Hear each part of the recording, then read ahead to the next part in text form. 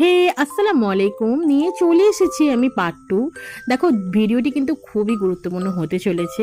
আমি জানি তোমাদেরও অনেক অনেক অনেক এক্সাইটমেন্ট হচ্ছে, যেমন আমার হচ্ছে।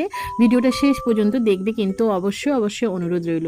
তবে হ্যাঁ, এই ভিডিওটি যদি মিস করো তোমরাই কিন্তু অনেক বড় কিছু মিস করে দেবে। দেখো, আমি আগের ভিডিওতে যতটা বলেছিলাম তারপর থেকে আমি ভিডিওটা স্টার্ট করেছি। দেখো, তারপর কিন্তু সমস্তটা রেডি করে নেবার পর প্রতিটা জিনিস এইভাবে ঘিয়ের মধ্যে দিয়ে সটে করে নেবার পালা। দেখো, এই ঘিয়ের মধ্যে দিয়ে সটে করার সময় এত দারুণ একটা অ্যারোমা আসছিল। দেখো, প্রথমে কিন্তু কাজু বাদামটা সটে করে নিয়েছি, তারপর কিন্তু কাঠবাদাম, তারপর কিন্তু কিশমিশটা করে নিয়েছি, তারপর কিন্তু এখানে কড়াইতে ঘি দিয়ে দিলাম, তার মধ্যে আমি দিয়ে দিলাম পামকিন সিড। তবে দেখো, এটা কিন্তু একটু কস্টলি হতে পারে, তবে এর উপকার কিন্তু অদ্ভুত। আপনারা ভাবতেই পারবেন না যে এর উপকারটা কতটা। মানে আপনার শরীরে জয়েন্টে যেখানে যেখানে ব্যথা আছে, বা আপনার দুর্বলতা, বা আপনার শক্তি বৃদ্ধি, বা আপনার ব্রেন, সমস্তটা আপনি এবং আপনার বাচ্চা এবং আপনার পরিবারের সকলকে আপনি এই খাবারটা খাওয়াতে পারেন।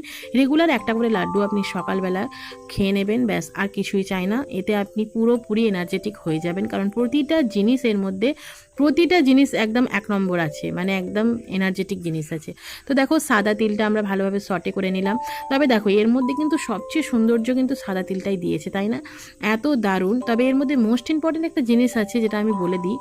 আসল যে মানে লাড্ডুটার যে বাইন্ডিংটা সুন্দর করার জন্য কিন্তু খেজুরটা মোস্ট ইম্পর্টেন্ট।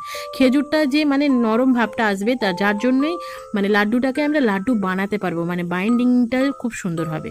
তো যাই হোক, ভিডিওটি ভালো লাগলে কিন্তু অবশ্যই কমেন্ট শেয়ার করতে ভুলবে না। আর আমার এই ভিডিওটি কিন্তু আপনারা যদি চান রেসিপিটি অবশ্যই বাড়িতে একবার কিন্তু ফলো করবে, তাহলে কিন্তু আমি খুব খুশি হব। আর অবশ্যই আমাকে কমেন্টে জানাতে হবে কে কে এই ভিডিওটি দেখে এই রকম লাড্ডু আপনারা বাড়িতে বানিয়েছেন। তবে হ্যাঁ, এর উপকার তো আমি বলে বোঝাতে পারবো না। আপনি একবার ট্রাই করে দেখুন, 1 মাস খান, 15 দিন খান, তাহলে কিন্তু আপনি অবশ্যই রেজাল্ট পাবেন, এবং আমাকে এর কমেন্টে এসে জানাতে হবে। ভিডিওটি আমি দুটো পার্টেও শেষ করতে পারলাম না, ভিডিওটির থার্ড পার্টটি অবশ্যই আসছে। আপনারা কিন্তু অপেক্ষা করবেন থার্ড পার্টটির জন্য।